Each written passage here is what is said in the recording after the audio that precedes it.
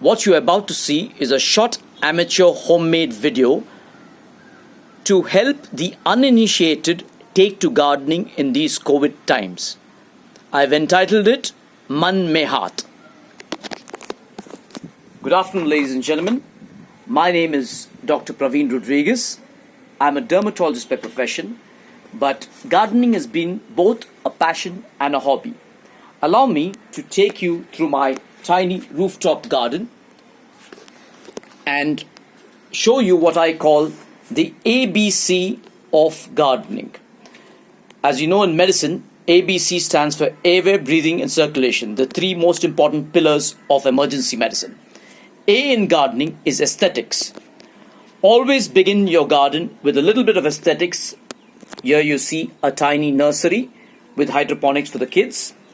Ensure that what you need most is at the entrance to your garden, as in your herbs, your spices, your chilies, what have you, that the wife requires in the kitchen. B for bays and basins. Ensure that everything that you have at home is used effectively. Pots can be made from anything and everything, from tires to bins, growing lovely mangoes. You have your bottles, you have your plastics. You can make grow bags in plastics, grow beautiful plants in them. And more importantly, the base. The base of all your pots are the most important thing in gardening when you begin. Remember, right at the bottom, you have your jelly stones and rummel. You have broken pieces of clay pots. You have mud of different types, hence the title Man Mein Haath. And each pot can be structured differently. We can have a separate video on what we do with each pot, but gardening requirements are such that every plant requires a special environment to grow in, and hence each pot should be structured differently. No two pots should be the same. C, composting. Most gardeners quickly go through this, but this is the cornerstone of gardening in my opinion.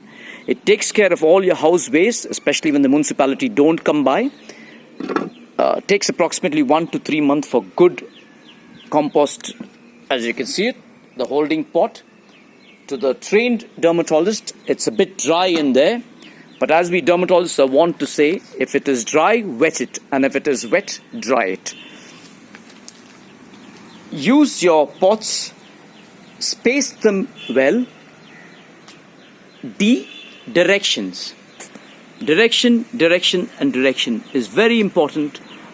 The way your plants face the sunlight, the east-facing plants, the papayas, your guavas, your pomegranates, what have you. Also ensure that you have a netting and shading for those plants that require the shade. Not all of them, like I said, require similar lighting conditions. E, that little bit extra.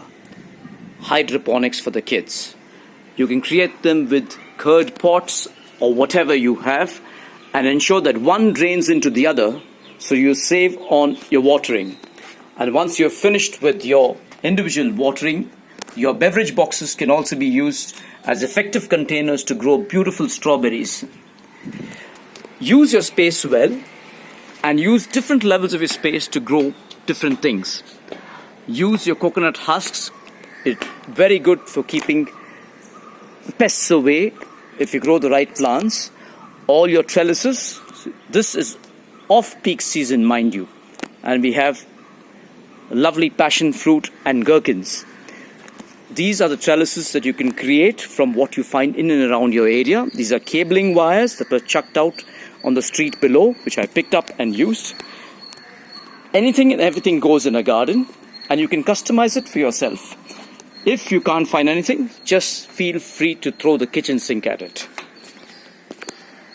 One last point before I leave is a liquid manure. Your aesthetics in your garden is a seating for when my friends land up and we have an evening tipple. Aesthetics in your garden important. It also lends to liquid manure. Look at the lovely ecology in this. Look at the lovely guppies you can see in there. Lilies, guppies, and this gives you beautiful manure, while at the same time keeping mosquitoes at bay. They're very good for eating all the larvae that's in your area, and keeps dengue and other infections like malaria at bay.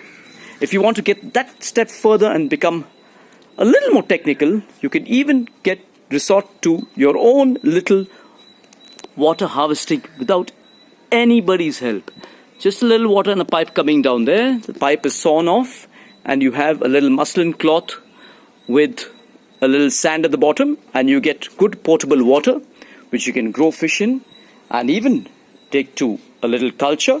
And the water from that again can be recycled and used for your plants, thus giving you an effective garden, effective productive garden that will keep you both hale and hearty. This is a lovely hobby to take up at home. Stay home, stay safe. Thank you.